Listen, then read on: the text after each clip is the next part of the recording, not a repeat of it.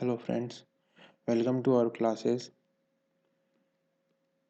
Today we learn about the definition of the constitution. In the last class we learned about the meaning of the constitution. उस समय हमने देखा था कि constitution noun में meaning होता है, एक वर्ब की फॉर्म में मीनिंग होता है. नाउन होता है टू क्रिएशन एंड वही हमने वर्ब की फॉर्म में देखा था टू क्रिएट समथिंग.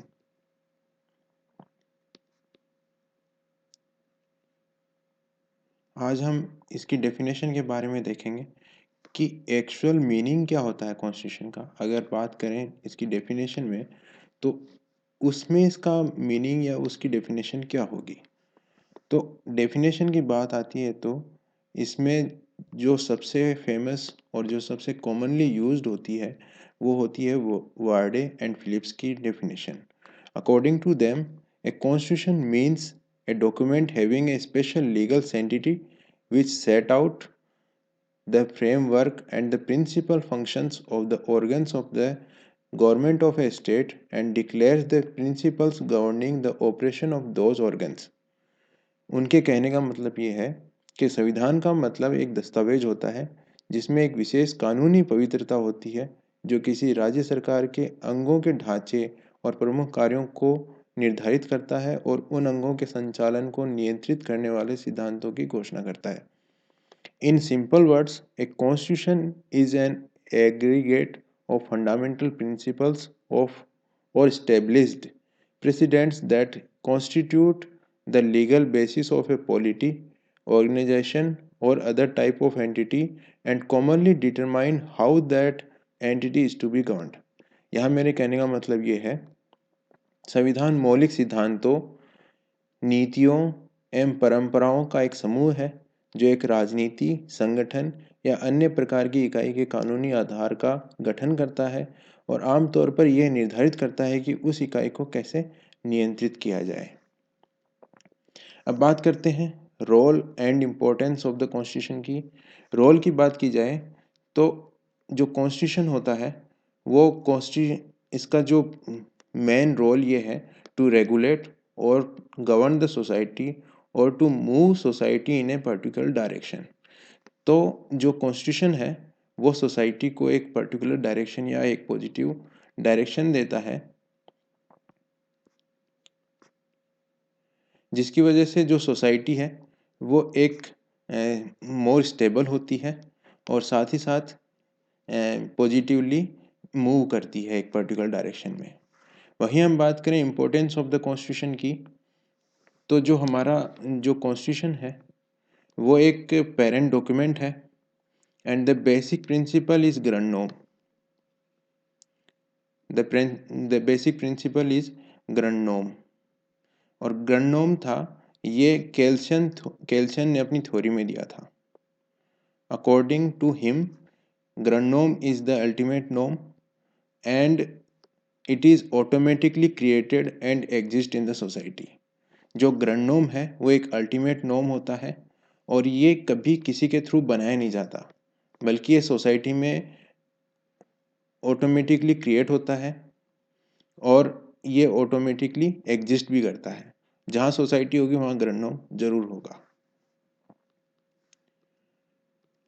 अब बात करें मीनिंग ऑफ कॉन्स्टिट्यूशनलिटी की तो यहाँ एक बात मैं बता देता हूँ कि constitution there are 3 words.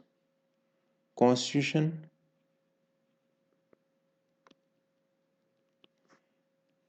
Constitutionality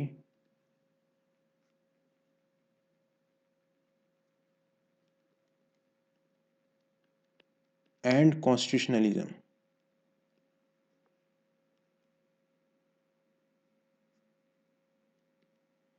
There are 3 words. They are looking similar but they have different meanings. So आज की वीडियो में हम इन तीनों पे ही चर्चा करने वाले हैं. तो कॉन्स्टिट्यूशन पे हमने बात कर ली है. अब बात आती है कॉन्स्टिट्यूशनलिटी की. कॉन्स्टिट्यूशनलिटी होती क्या है एक्चुअली. कॉन्स्टिट्यूशनलिटी हमें एक वे देती है या एक रास्ता बताती है कि कौन से किस चीज़ में कोई भी एक्शन हो या कुछ भी लॉ हो वो लीगल है या इलीगल है। For example, it is the characteristic of any legislature or executive or any individual action according to which that particular thing or action is in line with the constitution or oppose the constitution।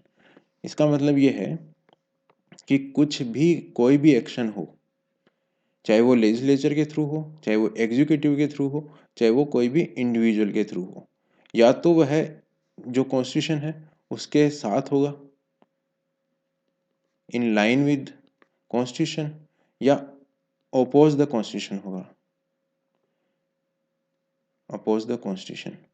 अब in line with the constitution की बात की जाए तो अगर कोई भी action है वो इन लाइन विद है कॉन्स्टिट्यूशन के साथ, इन लाइन विद कॉन्स्टिट्यूशन,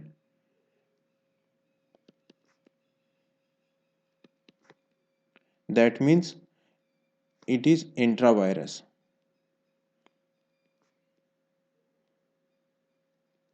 इसका मीनिंग होता है लीगल। वहीं हम बात करें कोई एक्शन है वो ओपोज द कॉन्स्टिट्यूशन है, oppose the constitution है, that means it is ultra virus। Ultra vires का मीनिंग होता है इलीगल। अब जो लीगल है उस पर कोई चर्चा करने की जरूरत नहीं है, बट जो इलीगल है ये कैसा पता लगाएंगे कि हम ये इलीगल है या नहीं है। तो इसका जो एग्जामिनेशन है वो जो आर्टिकल्स हैं हमारे इन द कॉन्स्टिट्यूशन उनका एग्जामिनेशन होगा, प्लस जो कॉन्स्टिट्यूशन की आइडेंटिटी या स्पिरिट ऑफ द कॉन्स्टिट्यूशन या एसेंस ऑफ द कॉन्स्टिट्यूशन है उसके साथ इसका एग्जामिनेशन होता है। उससे हम पता लगाते हैं कि कौन सा एक्शन है वो कितना इलीगल है या किस उसमें क्या बदलाव कर सकते हैं, हम उसको लीगल कर सकते हैं। तो जो कॉन्स्टिट्यूशनलिटी है वो हमें एक रास्ता देती है जिसकी वजह से हम आइडेंटिफाई करते हैं कि कौन सा जो एक्शन है वो इलीगल है और कौन सा लीगल है, और इलीगल को कैसे लीगल किया जाए, कैसे उसको पॉजिटिव किया जाए, कैसे उसकी एम्बिग्युइटी उसको रिमूव किया जाए। अब बात करते हैं कॉन्स्टिट्यूशनलिज्म की। तो कॉन्स्टिट्यूशनलिज्म एक आइडिया है जिसके थ्रू हम देखते हैं कि जो हमारी सोसाइटी है वो कुछ प्रिंसिपल्स के ऊपर गवर्न करती है। कुछ सेट ऑफ प्रिंसिपल्स होते हैं उनके उनके ऊपर वो गवर्न करती है, और उन्हीं के जो सेट ऑफ प्रिंसिपल्स हैं उन्हीं के द्वारा वो स्टेबल होती है। जितने ज़्यादा अच्छे उसके प्रिंसिपल्स होंगे वो उतनी ही ज़्यादा स्टेबल होती है सोसाइटी। वहीं जो दूसरा आइडिया ये देता है हमें कॉन्स्टिट्यूशनलिज्म कि जो कॉन्स्टिट्यूशन है वो सुप्रीम है।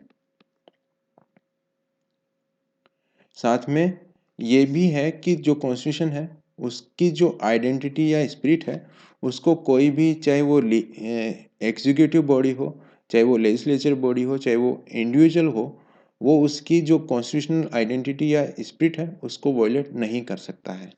साथ में जो कॉन्स्टिट्यूशनलिज्म है, कुछ जगह सुप्रीम कोर्ट ने कहा है कि कॉन्स्टिट्यूशनलिज्म एक्चुअली जो कॉन्स्टिट्यूशनल बॉडीज होती हैं उनके ऊपर चेक्स एंड बैलेंसेस का काम करता है।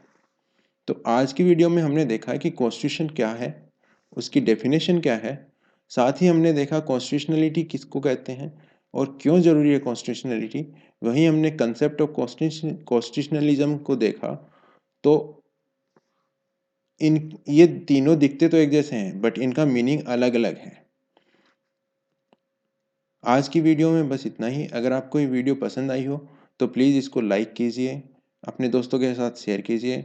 अगर आपने हमारा चैनल अभी तक सब्सक्राइब नहीं किया है तो कर लीजिए, साथ में बेल आइकन को दबाना ना भूलना, ताकि नेक्स्ट वीडियो जब भी आए उसका नोटिफिकेशन आप तक सबसे पहले आ सके।